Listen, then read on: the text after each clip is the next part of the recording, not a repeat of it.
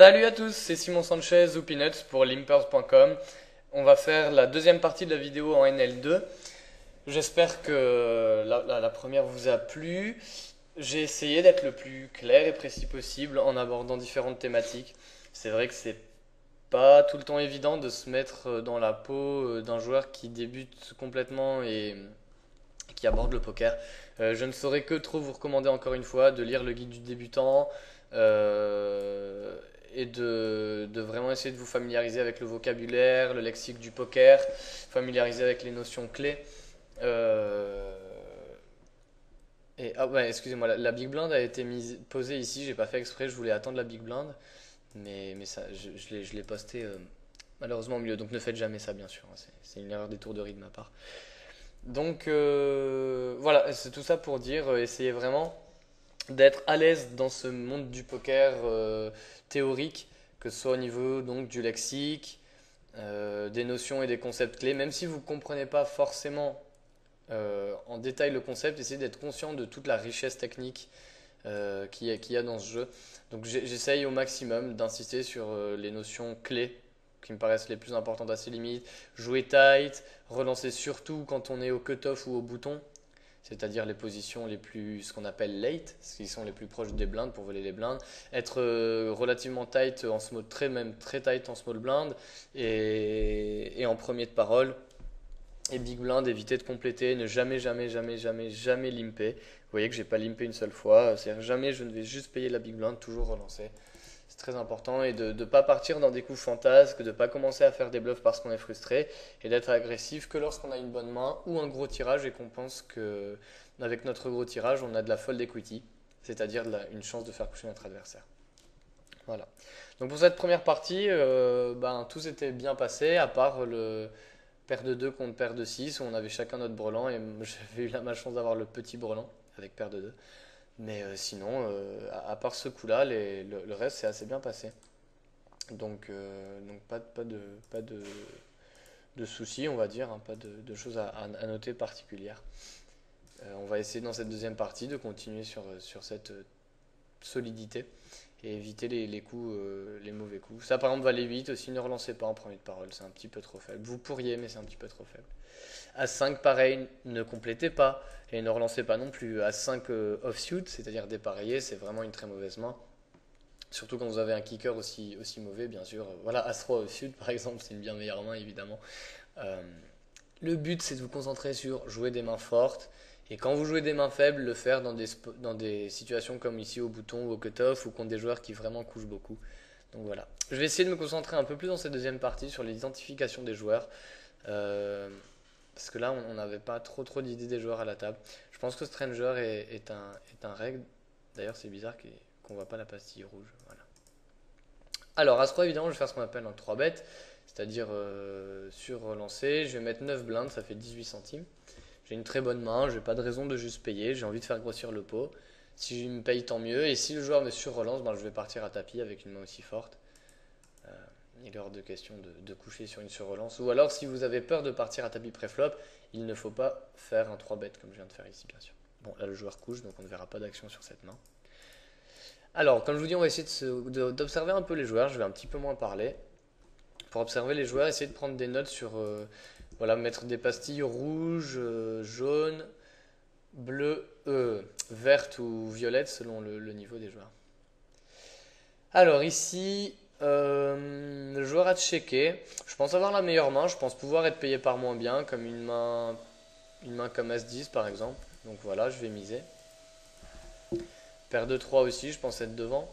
Enfin, pardon, je pense être devant. Je pense que c'est une main suffisante à relancer en première de parole. En fait, je vous conseille de relancer toutes les paires, hein, de toutes les positions, tant qu'il n'y a personne qui a relancé avant vous. Et si quelqu'un a relancé avant vous, vous pouvez payer, sauf dans les blindes où c'est un peu différent. Si j'ai été payé une fois, le 10 n'est évidemment pas une carte qui m'arrange, je vais checker. Le 2 est une très bonne carte pour moi. Donc voilà, c'est vrai qu'il n'y a pas énormément de mains qui me battent. Maintenant, s'il mise, je le vois pas trop être. Bon voilà, il mise, je le vois pas trop être en bluff. Il peut tout à fait avoir un 4, un 9 et faire une petite mise. C'est très limite parce que en fait, j'ai que 14 centimes à rajouter dans un pot qui fait 41. Et il est possible qu'il fasse une mise comme ça avec un As-X. Donc je vais payer en fait pour avoir l'information. Et on va revenir sur la main plus tard. Voilà. Il avait un As-X, c'est ce que je vous disais. Et je vais noter la main et on va revenir dessus parce que c'est très compliqué à expliquer qu'est-ce qui a amené ma décision. Parce que j'avais quand même la troisième paire et je vous ai dit, il n'y a pas énormément de mains qui me battent. Mais il peut tout à fait avoir un 9, un 4 et tout. Donc c'est vrai que mon raisonnement est pas facile à expliquer comme ça sur un coup. Mais globalement, l'idée, c'est qu'il ne représente pas beaucoup de mains fortes. Voilà. Et qu'il peut avoir payé au flop avec beaucoup de mains faibles, comme As-6. D'où l'idée du call. Excusez-moi, je suis en train de rechercher la main sur le tracker pour pouvoir la noter. Moi j'avais paire de 8, elle est ici. Et voilà, comme ça on pourra la voir en fin de session. Alors, Olivier, il n'est pas KV max, c'est-à-dire que sur des tables où on devrait arriver avec un tapis à 2 euros, il n'a mis que 88 centimes. Donc ça veut très certainement dire que c'est pas un bon joueur régulier, puisqu'il n'y a aucune raison si on a un bon joueur régulier de ne pas mettre le maximum d'argent à la table. Parce que du coup, si on pense avoir un avantage sur les adversaires, autant avoir le plus gros tapis possible pour pouvoir leur voler leur tapis aussi. C'est le même cas pour Silanou, qui n'a pas un tapis max. Donc je vais leur mettre une pastille verte, qui est a priori une pastille de joueurs qui ne sont pas réguliers et qui doivent avoir beaucoup de lacunes techniques. La roi valet ici, on pourrait tenter de payer, on peut folder, on peut 3 bêtes. Ici, on peut décider de coucher, de payer ou de sur-relancer. Ici, je vais opter pour la solution la plus simple et la plus logique quand même à ses limites. Ce sera de juste payer ici, de voir un flop. Et ici, on a complètement raté le flop. Et on a checké, le joueur a instantanément checké. C'est pas une raison suffisante pour essayer de voler le pot. Il peut très bien avoir checké une petite paire ou une hauteur as. Et surtout maintenant qu'il y a un 10 de cœur et qu'on n'en a pas, il peut très bien payer avec une main comme le valet de cœur ou quoi. J'ai pas envie de rentrer dans un bluff comme ça. Donc je vais simplement abandonner la main. Voilà, il mise, je couche, c'est pas grave, j'ai pas touché.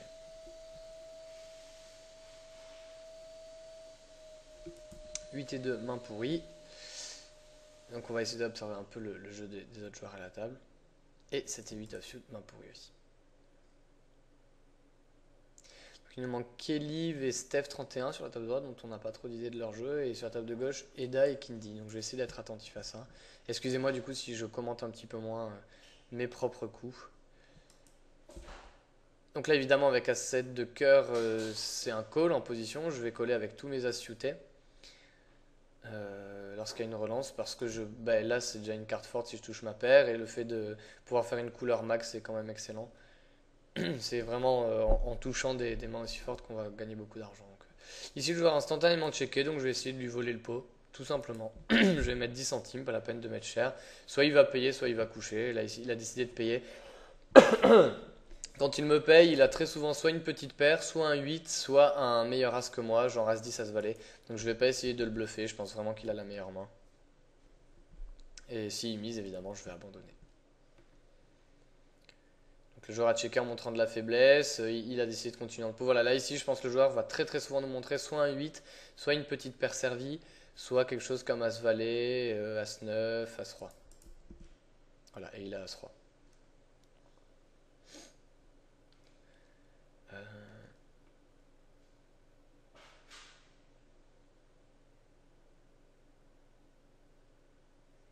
Alors là, Olivier qui hésite.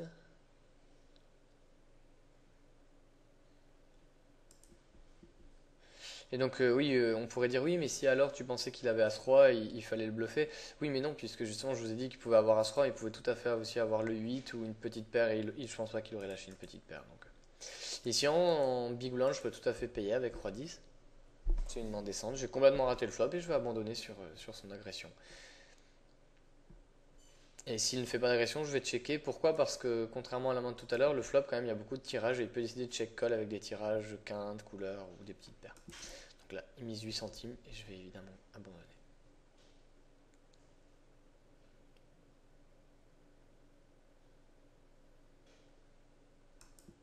Si c'est 2, ce sera un fold.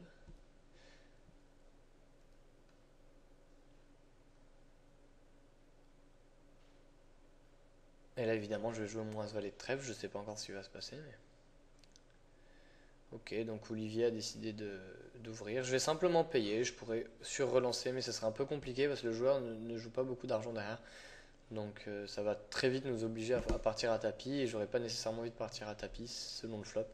Donc je vais simplement payer et jouer le coup le plus simplement possible. Et Dame 9, c'est pas une très bonne main, mais au bouton, je peux totalement me permettre de la relancer.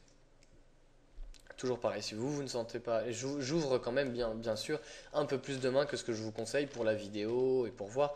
Si vous ne sentez pas à l'aise à ouvrir une main aussi faible que Dame 9 offsuit, ne le faites pas. Et je vous encourage vivement à vous sentir à l'aise et à le faire parce que c'est quand même une main correcte au bouton.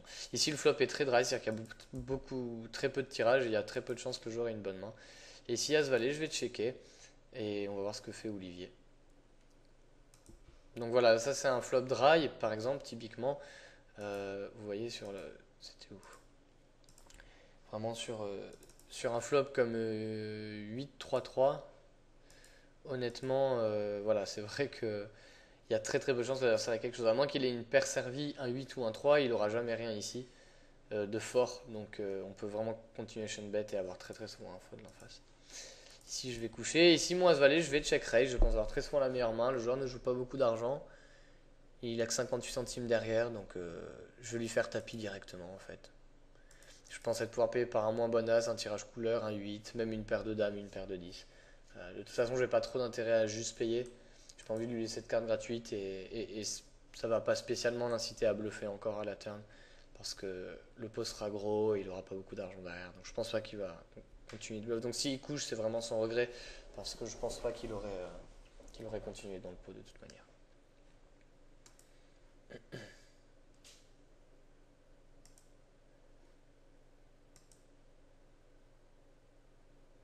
Alors, 8 et 9 évidemment c'est une excellente main à relancer au bouton. Et Valet 3 très mauvaise main de n'importe quelle position et dans n'importe quelle situation. C'est une main qu'on va coucher 100% du temps, quoi qu'il arrive. Évidemment, ne commencez pas à jouer plus de mains ou à jouer des mauvaises mains juste parce que vous êtes impatient, frustré ou que, en quelque sorte, vous en avez marre et voilà. Essayez de rester bien en ligne. Alors ici, je me fais 3 bêtes, donc sur relancé prévôt par le joueur Stranger qui met pas très cher, il met que 9 blindes. Et vu que j'ai la position et que j'ai une main potentielle et qu'on est un peu deep, c'est-à-dire qu'on a un peu de profondeur, on joue plus chacun de 2 euros, ben ça augmente ma cote implicite. C'est-à-dire que si je touche, je prendrai plus qu'une cape. Et là, évidemment, j'ai totalement raté le flop. Toujours pareil, je vais abandonner. On va pas commencer à rentrer dans des coups de fou. Je couche et puis je passe à la main suivante. 9 et 7 par contre c'est une main qu'on peut relancer. Pourquoi? Parce que Kinky est absent de la table. Donc on n'est que 4 joueurs à la table. Donc ici même si je suis en première parole, on peut dire que je suis aussi au cut-off, je suis juste avant le bouton. Donc ça reste une bonne situation. Une bonne position. Voilà, le bouton couche et maintenant on se retrouve au bouton. On est sûr qu'on sera le dernier à parler post-flop. Ce qui est évidemment l'avantage qu'on cherche au poker. Là le joueur fait tapis, bien évidemment je vais coucher.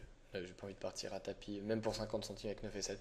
Ça, pareil, essayez d'éviter de payer des petits tapis avec des mains complètement pourries, juste pour la petite excitation de voir les cartes tomber. C'est vrai que c'est rigolo, mais c'est quelque chose qui va vous faire perdre vraiment beaucoup d'argent sur le long terme. Donc essayez toujours pareil de rester solide en fait.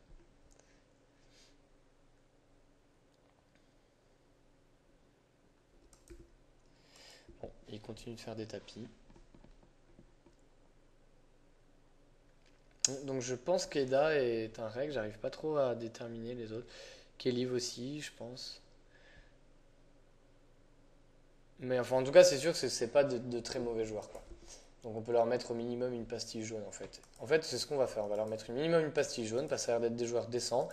Et au cas où on se rend compte que c'est clairement des bons joueurs, on leur mettra une pastille rouge. Mais au moins, on sait les adversaires qu'on a à la table a priori. Voilà. Donc ici, vraiment, les deux cibles, en quelque sorte. Donc Valet 8, pareil, je peux le relancer du bouton. Les deux cibles, en quelque sorte, ça va être Stranger à droite. Pardon, Silanou en haut à gauche ici. Et Olivier à droite. Ici, paire de 3, je vais compléter parce que je pense que les deux joueurs derrière peuvent assez souvent payer. Et si tel est le cas, ça augmentera mes chances de prendre un tapis si je touche un brelan de 3. Donc ça me va de payer. Et ici, j'ai rien touché. Donc je vais abandonner, c'est un pot à 3 joueurs.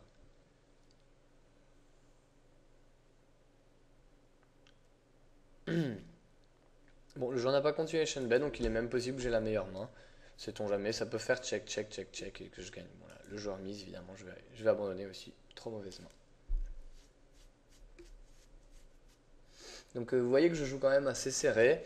J'essaye de pas rentrer dans des coups compliqués. Je joue des bonnes mains, je joue des mains potentielles. Quand mes mains potentielles n'ont pas touché, ben j'abandonne. Et quand j'ai des bonnes mains, j'essaye de miser un montant qui me fera payer par mon adversaire s'il a moins bien. Et puis ça s'arrête là. Si vous maîtrisez déjà ça, c'est très bien. Pareil, roi 9 offsuit, c'est vraiment pas une main qu'on a envie de jouer en small blind. Par contre, As 10 offsuit au bouton oui, et 10 et 7 offsuit au bouton là, non. Donc là, il y a deux joueurs absents sur la table de gauche. On va attendre 2-3 minutes et puis prendre une autre table parce que là aussi, sur la table de droite, les joueurs sont absents. Et déjà c'est plus des tables qui sont rentables parce qu'on n'a pas envie de jouer entre joueurs décents, on a envie de jouer avec le maximum de mauvais joueurs à la table. Et également, vu qu'on joue déjà sur des tables à 5 joueurs, si on commence à être 3 ou 4 joueurs, ça va être trop agressif et trop loin de l'enseignement qu'on a envie de faire passer dans ces vidéos, quoi. L'enseignement du jeu en cash game ou Six Max. Et Winamax, c'est vrai, est la seule room, la seule salle de poker en ligne où il n'y a pas de Six Max, c'est toujours du 5 Max. Et comme je vous dis, c'est un bon choix, je pense, pour les vidéos, parce que par contre, du coup, ça crée un peu plus d'action, il n'y a pas de blanc. Et j'ai pas trop envie de jouer sur 3 tables à la fois ou 4 tables à la fois, ça va être bien trop rapide. Alors, roi 8 ici, celle-là, ça commence à être jouable par contre, parce que je suis de la même couleur, donc je vais la relancer. Et paire de 2, on peut tout faire. Je peux coucher, payer ou faire tapis presque. Tapis, ça serait vraiment exagéré. Je vais juste payer, c'est de toucher un 2. C'est limite parce que malheureusement le joueur n'a pas beaucoup d'argent derrière, mais ça suffit pour rendre le coup rentable. Si je touche un brelan, le joueur a l'air assez agressif. Il check. Bah écoutez, je vais checker. J'espère qu'il va checker tout du long et je gagnerai avec ma paire de 2. Bon, là surtout si je fais un brelan, donc j'ai touché une de mes deux cartes magiques. Et là j'ai 8 checks encore. Donc je pense que même si j'avais pas touché le 2, j'aurais pu gagner le pot. Mais je vais miser 8 en espérant qu'il me paye avec moins bien. Ce qui est bien possible. Et Dame 6, très mauvaise main évidemment, on la couche. Bon, il couche donc c'est sûr que même si j'avais pas touché mon 2, j'étais devant parce qu'il aurait payé avec n'importe quelle paire. Donc voilà. 5 et 4 évidemment dépareillé c'est très mauvais. Et 5 et 7 de la même couleur, c'est pas mal, mais c'est pas non plus suffisamment fort pour qu'on ait envie de compléter. Ça reste trop faible, donc on va juste la coucher. J'aurais complété peut-être, enfin, si Stranger n'avait pas 3 bêtes, j'aurais pu compléter la relance de Kelly avec une main comme 8 et 9 par exemple. Mais Dame 7 de pique au bouton, c'est largement suffisant pour relancer. On va essayer de voler les blindes ou de trouver un excellent flop comme ça. Donc évidemment, ici je vais miser. Je peux être payé par des mains moins bien. Et j'ai un tirage monstrueux. Une dame, un 7 ou un pique m'améliore. Bon, malheureusement, il couche.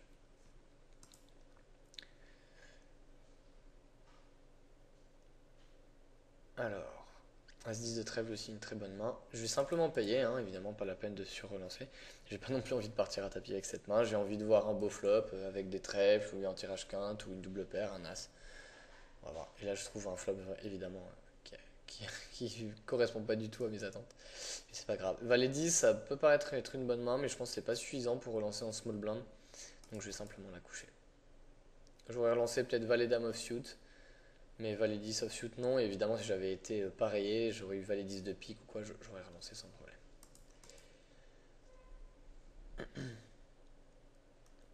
10 et 7 de carreau, ça peut être un fold, un call ou un 3 bet. Ici, on va faire notre premier 3 bet light, c'est-à-dire en bluff.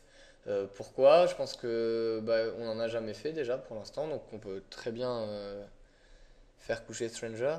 Mais surtout, on a une main à potentiel au cas où Stranger nous paye. Et là, on n'a évidemment pas de chance du tout. Il se passe une configuration très improbable, c'est que Kelly nous 4 bet. Donc c'est quasiment sûr qu'il y a une meilleure main ici. Et on n'a pas de chance, mais Stranger a couché, donc ça veut dire que il avait vraiment pas une très bonne main. Et il aurait sûrement couché sur notre 3 bet light, c'est-à-dire en bluff. Donc avec parcimonie, vous pouvez de temps en temps, une fois toutes les demi-heures ou quoi, faire un petit 3 bet light pour commencer à apprendre à vous familiariser avec ce concept qui est extrêmement courant en plus haute limite. mais c'est pas la peine non plus de trop en abuser, quoi.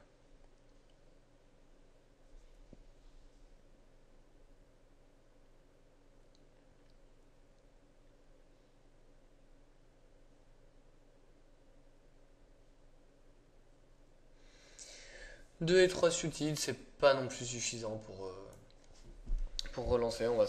Je sais que beaucoup d'entre vous auraient tendance à avoir envie de compléter un centime, mais c'est vraiment pas bon déjà parce que le joueur va souvent nous relancer et on va être obligé de coucher. Et même les fois où le joueur check, on va souvent se retrouver dans des coups complètement catastrophiques. Où on va toucher une petite paire, par exemple, on a 2 et 3, il va tomber roi 3 valet, on va vouloir payer une fois ou on va partir dans un bluff stupide. On va perdre. Ici, je vais checker mon As-Valet parce qu'Olivier a pas beaucoup de sous et ce flop peut vraiment toucher beaucoup de mains. Il y a beaucoup de tirages quinte, tu peux avoir des doubles paires, une paire. Donc ça touche vraiment pas du tout ma main As-Valet, donc je vais abandonner le pot. Ici, évidemment, si je touche un As, c'est pas mal. Si je touche un 8 même, je fais quinte. Mais c'est pas des raisons suffisantes pour payer. J'ai pas assez de pourcentage de chance d'améliorer ma main pour que ce soit bon. Donc on va simplement abandonner. Et ici, As-Dame, offsuit. Ça, par contre, c'est différent. Le flop est quand même plus dry. Il y a un peu de tirage quinte, mais pas tant que ça. On peut faire un continuation bet. Je suis instantanément payé et j'ai toujours rien. Donc, on va abandonner. Le 4 n'est pas une carte qui fait peur. Si c'était une carte qui fait peur, j'aurais pu continuer mon agression en espérant lui faire coucher une main comme 7 et 8 ou paire de 6. Mais ici, il ne couchera pas une main comme ça. Donc, je préfère checker et abandonner le pot. Et là, As-9, je vais abandonner aussi. C'est pas une belle main à défendre. Je suis dépareillé. Le joueur a l'avantage de la position. Donc on reste solide, on reste tight et on couche. Et As-Dame, malheureusement, ici, je pourrais avoir envie de bluffer, mais je représente rien du tout. Le 3 non plus ne fait pas peur. Donc il couchera jamais une pocket pair ici. Donc, bon. Et en plus, j'allais dire juste avant, mais je pouvais éventuellement gagner contre des mains moins bien hauteur As, même si on n'a pas beaucoup. Là, j'ai eu beaucoup de chance de remporter le pot, hein. Je pense que je remporterai le pot comme ça 15-20% du temps maximum. Roi 6 ici, j'ai pas complété non plus, on aurait presque pu, mais c'était pas bon quand même. C'est trop casse-gueule en quelque sorte, et vous voyez en plus Eda a relancé, donc ça nous aurait vraiment mis dans une situation trop délicate. Alors ici, Kelly relance en premier de parole, j'ai roi valet de carreau, je peux me permettre de compléter. Et j'ai malheureusement rien touché du tout. Par contre, c'est un bon. Ah ben, je voulais faire un check raise en bluff au cas où ici bêtait, donc. Ici, je vais mettre. Je pense avoir la meilleure main. Je pense qu'il avait un as, il aurait misé. Donc, même si le pic tombe, ça me fait pas très peur qu'il ait la couleur. Je vais miser 10 centimes en espérant être payé par moins bien. Et je pense encore avoir la meilleure main river. Donc, je vais miser 20 centimes dans 36, à peine plus qu'un demi-pot. Il peut me payer avec une main comme valet dame. Euh, ou je ne sais quel autre valet moins bien. Et surtout, j'ai pas envie de checker et de le laisser miser lui. Donc je préfère. En fait, ça m'arrange beaucoup qu'il couche sa main, en fait, c'est ça l'idée. C'est que ça lui donne pas d'informations sur ce que j'ai et c'est assez énervant pour lui. Donc ça me va tout à fait qu'il couche sa main. Je pense pas qu'il ait un as très souvent. Donc la plupart du temps, bah, je suis devant, quoi. La couleur aussi, il aurait très très souvent misé au flop s'il avait soit un as, soit un tirage couleur. Voilà, donc ça m'arrange très bien qu'il fold. Je mise pour sin value, comme dans la première vidéo avec 9 et 4 de pique, je sais pas si vous vous rappelez. C'est-à-dire que j'ai une main faible, mais je pense quand même pouvoir être payé par moins bien, mais c'est surtout aussi que ça m'arrange de remporter le pot de suite. A7 dépareillé, c'est une très bonne main à relancer au bouton. On touche rien du tout. Ici, c'est très clos entre le check et le c-bet. Je préfère quand même le c-bet, parce que sinon, j'aurais pas trop d'opportunités de remporter le coup plus tard. Et voilà, ici, j'ai pas beaucoup à investir pour espérer remporter le pot, et c'est le cas ici. Donc, ça me va très bien.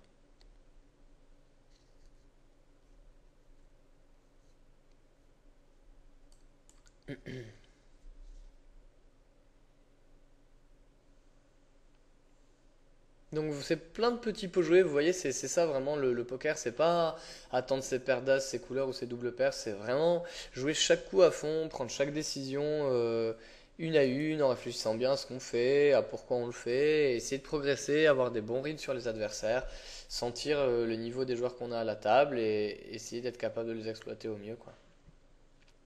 Donc As-9 évidemment c'est une main avec laquelle je peux tout à fait payer, mais je peux carrément la 3 bet.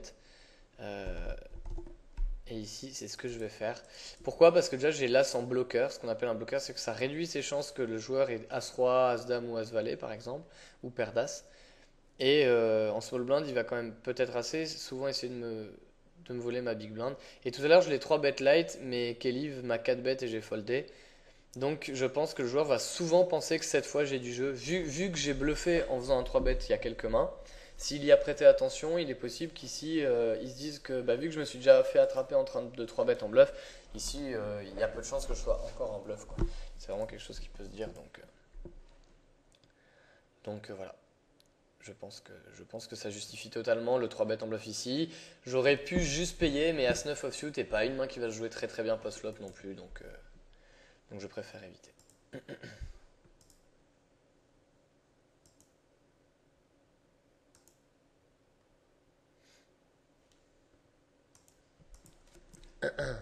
Excusez-moi, je réponds à un message assez urgent sur Skype.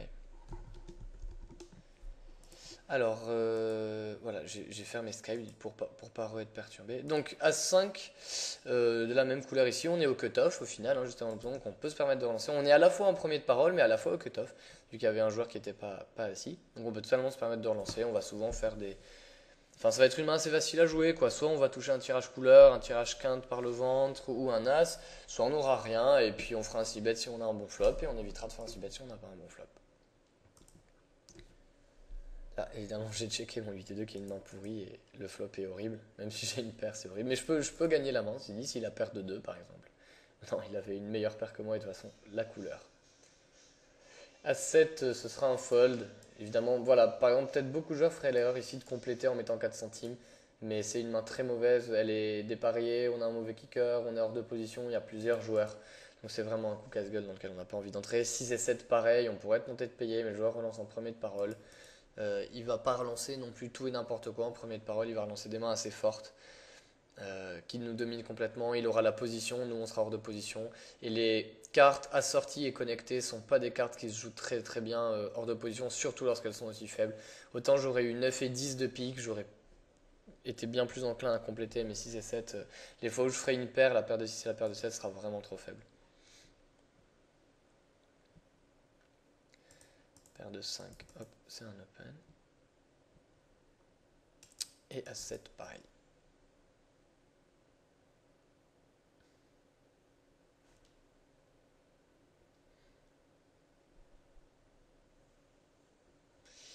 Roi 8, c'est un fold évidemment.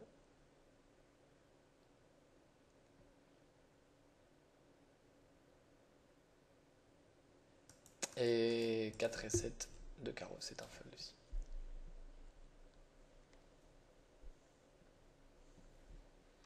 Astro offsuit, un fold pareil. On a que des mauvaises mains pour l'instant, donc on est patient. On va essayer d'observer un peu le jeu des joueurs à la table.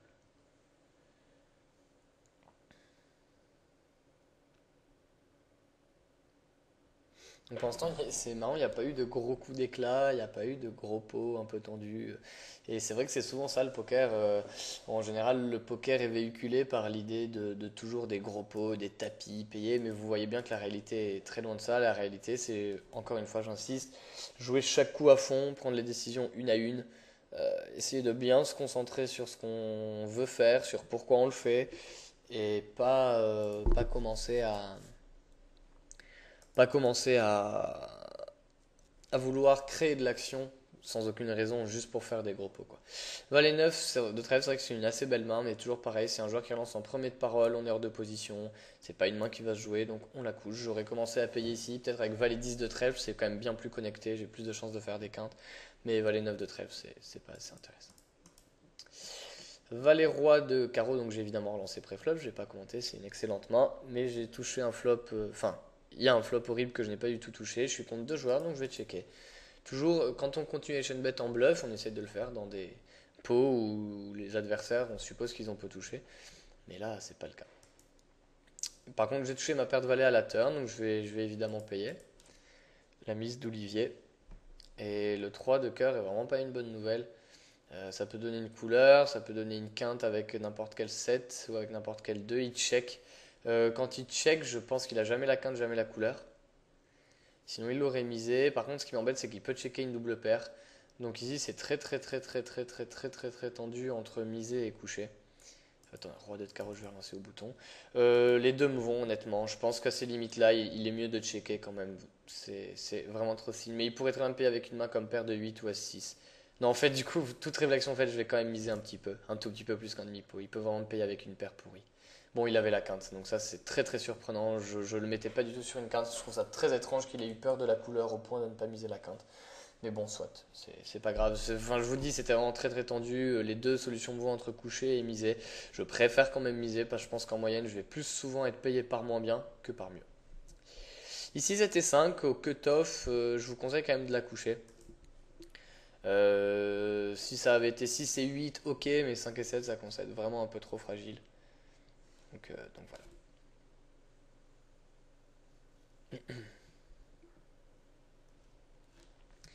Roi 5 dépareillé évidemment en couche.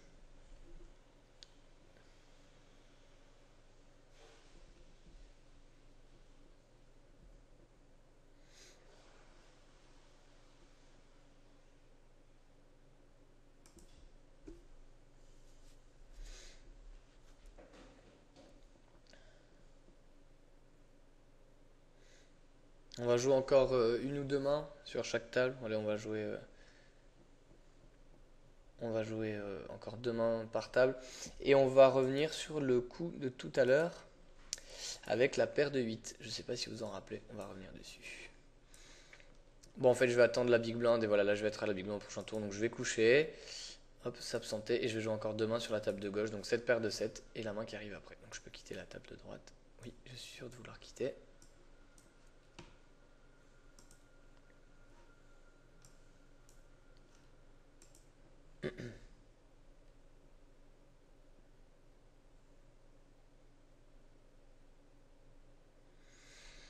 Olivier qui joue très lentement là. On va évidemment payer avec paire de 7 en espérant toucher un 7. Qui veut tout autant dire la carte, le numéro 7, comme ça veut dire aussi un brelan en anglais, un 7, S-E-T. Et bon, Eda sur relance, donc on va coucher évidemment. On n'a pas envie de compléter non plus. Sauf si Olivier paye, là c'est presque tentant. Enfin, c'est tentant, mais ce serait vraiment pas bon non plus quand même, quoi. Même si on peut dire oui, mais si tu touches ton brelan, tu auras plus de chances de rentabiliser. Dans les faits, il y a plein de fois où on va toucher notre brelan et gagner des clopinettes. Et aussi des fois, on va toucher notre brelan, mais qu'on va se trouver face à un brelan supérieur. Donc voilà. Bon, bah la roi 2 de pique, j'ai couché évidemment, donc c'était la dernière main sur cette table. Et on va prendre un peu de temps pour revenir sur la main avec paire de 8. Alors là, voici cette fameuse main qu'on a jouée tout à l'heure. Hop.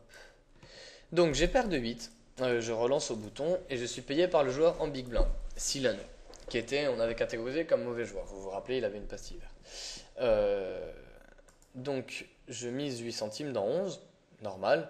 Pourquoi normal? Parce que même s'il y a un 9, j'ai pas très très peur qu'il ait nécessairement un 9. Je pense qu'ici au flop, il me collait avec plein plein de mains comme Roi d'As, As 2, As 4, As, enfin tous les As en fait, toutes les hauteurs As, et avec beaucoup de 2 overcards, c'est-à-dire ça peut même être Valet 10, Valet Dame, Roi Valet, voilà. Et des petites pocket pairs aussi, bien sûr. Ça peut être paire de 2, paire de 3, paire de 5, paire de 6, paire de 7, paire de 8. Enfin, paire de 8, je l'ai déjà, mais il est quand même possible qu'il l'ait. Donc en fait, finalement, il n'y a pas beaucoup de mains qui me font peur, à part les 9x, c'est-à-dire 8 et 9, As 9, etc.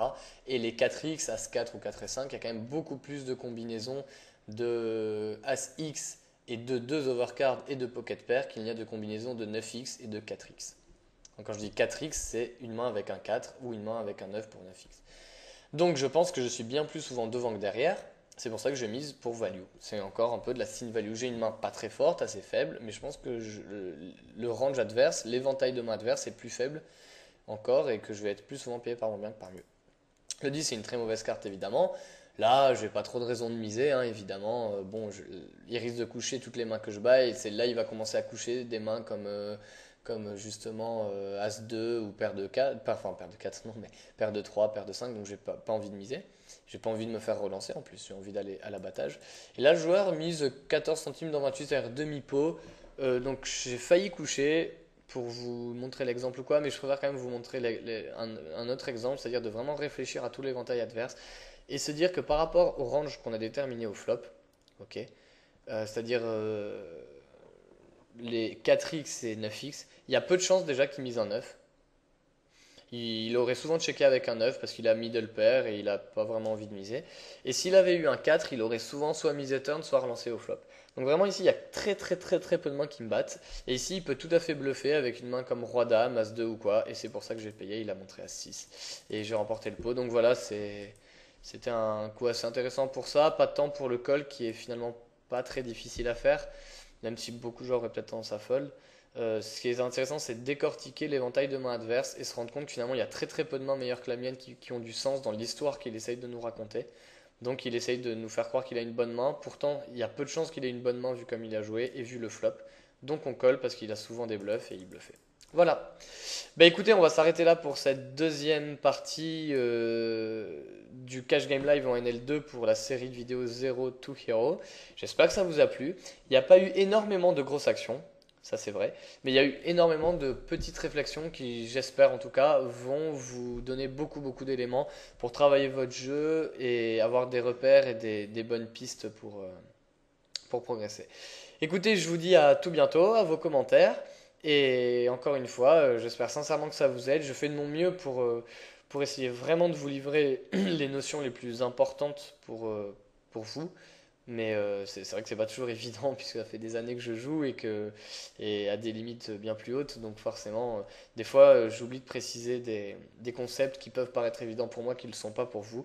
Donc je compte sur vous aussi pour me dire ce que vous aimeriez peut-être qui change ou qui s'améliore. Le but c'est pas de faire une vidéo pour faire une vidéo. Le but c'est que cette vidéo vous serve, vous parle et vous permette de progresser rapidement avec des repères solides. Voilà, à bientôt tout le monde.